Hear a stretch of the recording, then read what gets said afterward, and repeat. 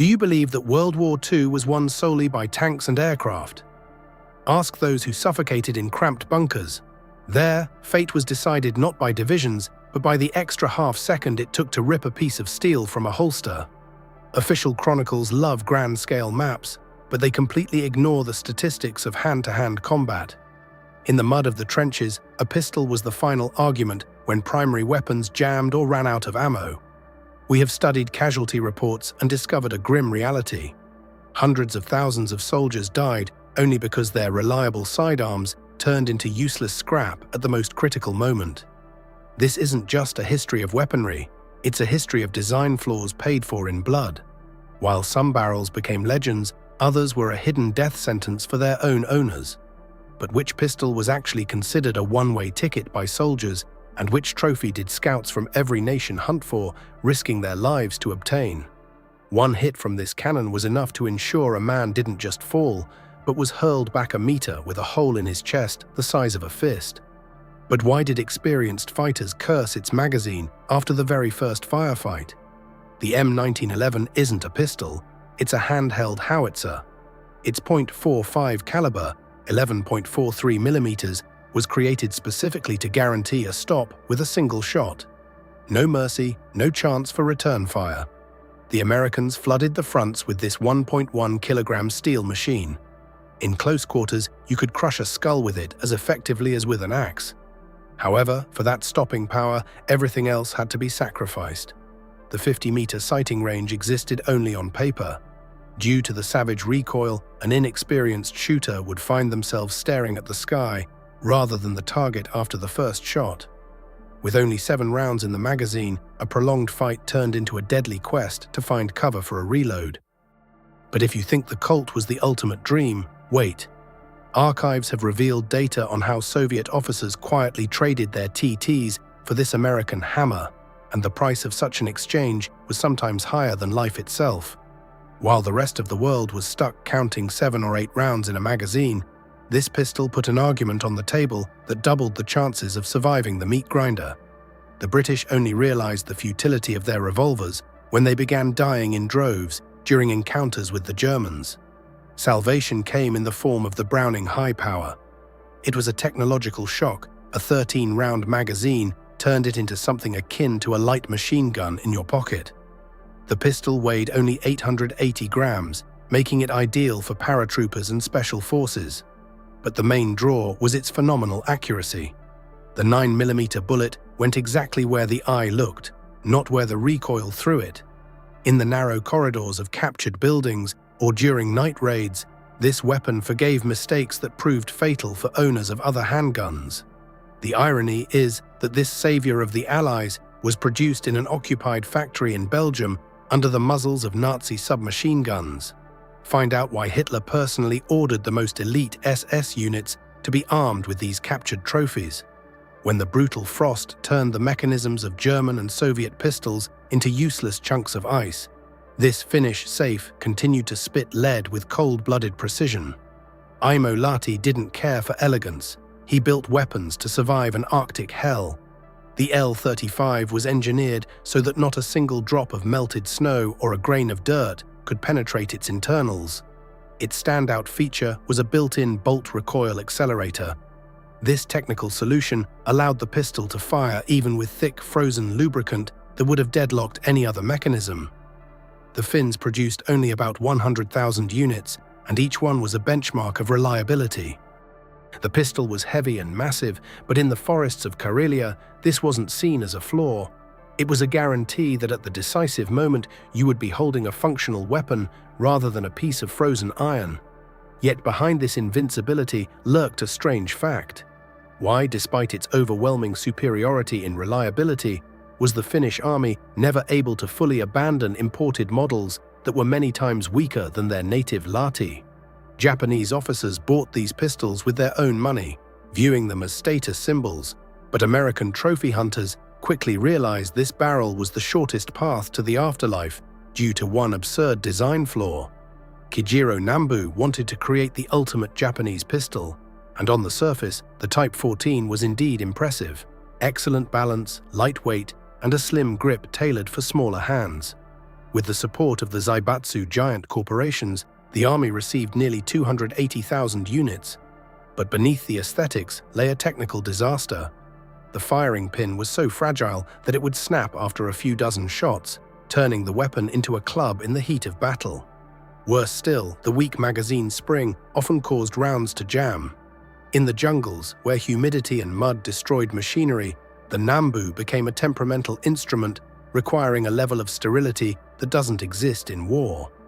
However, the Nambu's darkest secret was its safety catch. Find out how one careless movement while trying to holster the pistol led to an accidental shot straight into one's own leg. One of them cost as much as half a machine gun and jammed at the first grain of sand, while the other became the father of all modern pistols. Why could the Germans never choose between prestige and efficiency? The Luger P-08, also known as the Parabellum, was Hitler's most expensive mistake in short-barreled weaponry. Its incredibly complex toggle lock action required jewelry-level precision fitting, which was pure madness under the conditions of total war. Despite a production run of over 2 million units, its reliability in the mud was non-existent. This temperamental aristocrat was eventually replaced by the Walther P-38. It was a machine for mass destruction, cheaper to produce, more reliable, and featuring a revolutionary double-action trigger. You could fire instantly just by pulling the trigger. While Luger owners were cleaning their guns with brushes, soldiers with Walters simply showered the enemy with fire, never fearing that the mechanism would jam at the worst possible moment. But there is a fact the Germans would prefer to forget. Why, at the height of the war, did Hitler personally order the continued production of the overpriced Luger when the army was literally suffocating from a lack of simple and reliable weapons? Which is better, to pierce the enemy right through with a high-speed bullet or to hit them with a sledgehammer that guaranteed to knock the life out of them? Ballistic reports from World War II hospitals hid a truth that the generals didn't like. Two polar opposite schools of killing clashed on the front lines. The American .45 caliber used a heavy, slow bullet that transferred colossal energy to the enemy's body upon impact. A person simply ceased to exist as a combat unit even if the shot didn't hit a vital organ. On the other side was the European 9mm Standard. These bullets flew faster and more accurately, penetrating helmets and light cover. But they often passed clean through, leaving the opponent a chance for a retaliatory shot in their death throes. The statistics were relentless. In cramped trenches where everything was decided by a single shot, the American sledgehammer proved more effective than the German needle. However, there was a flaw in this mathematics of death. Find out which caliber turned a common ricochet inside the confined space of a bunker into an uncontrollable meat grinder for everyone present. Soviet propaganda spent decades erasing this fact from memory. Over 100,000 American Colt M1911s were supplied to the Red Army. But why were they issued only to the elite and those destined to go through absolute hell? Official textbooks insisted on the superiority of the domestic TT, but real combat journals painted a different picture. Under the Lend-Lease program, a flood of heavy American barrels poured into the USSR. These pistols weren't just distributed.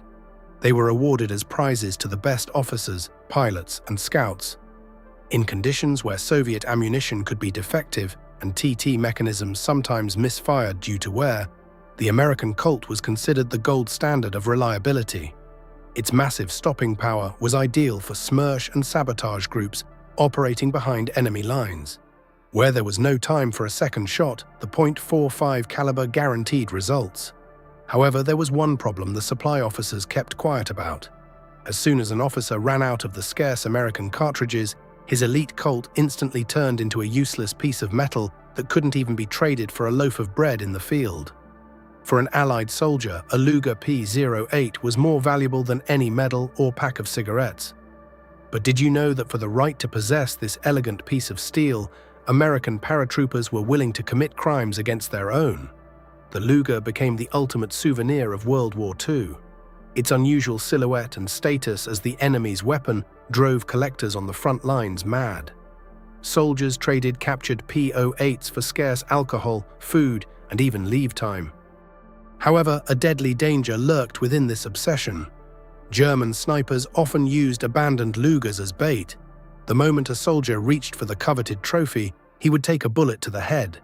Despite this, the hunt never stopped. Officers of all armies understood this pistol was not just a weapon, it was a symbol of victory that could be sold in the rear for a year's salary. But today, the stakes have risen thousands of times over. Find out what astronomical sums are being paid at private auctions for a Luger with a documented history of participation in specific executions or secret SS operations. In the heat of battle, reloading is a death zone. While your opponent is frantically swapping a magazine, you have 5 extra seconds to turn him into a sieve. And this calculation worked flawlessly. The wartime standard was 7 or 8 rounds. That was enough for a duel, but not for the chaos of the trenches. The Browning High Power, with its 13-round magazine, became the first high-capacity monster that dictated its own terms. In close quarters, when adrenaline shuts down fine motor skills, a fighter often dumps the entire clip into the blue. A Walther or Colt owner would then become unarmed for 3 to 5 seconds. A Browning owner, at that exact moment, was just getting started. This 5-round difference allowed a soldier to suppress the enemy with fire, keeping their head down. In essence, one man with a Browning possessed the firepower equivalent to 2 Wehrmacht officers. But was the Browning perfect? Secret reports from British gunsmiths revealed a critical flaw. Find out why, when the 13-round magazine was fully loaded, this pistol could turn into a useless piece of iron at the most inopportune moment. Modern pistols are designed for a few thousand shots, after which they can be discarded. But these old-timers went through the hell of World War II and still function as if they just rolled off the assembly line. What is the secret of their indestructibility? The secret is simple.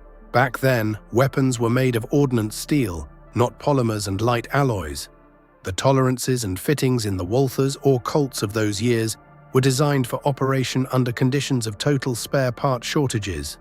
Today's Glocks are disposable tools, while the pistols of the 1940s were created as family heirlooms capable of outliving their owners.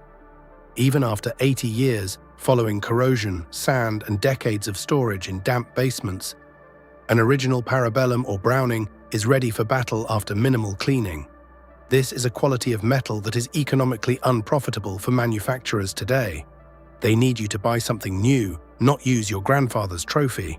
However, this eternity has a flip side. Find out which of these legendary pistols became the most popular tool for hitmen in the turbulent 90s, specifically because of its ability to leave no ballistic signatures typical of modern weaponry. War is the most honest judge. It doesn't care about patents or famous names. In the end, it's not the one with the flashiest holster who survives, but the one whose mechanism didn't choke on dirt at the decisive second. We have dissected 5 steel legends, each a pinnacle of its era.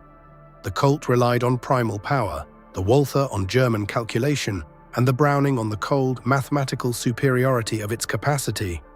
But the truth is, the perfect weapon never existed.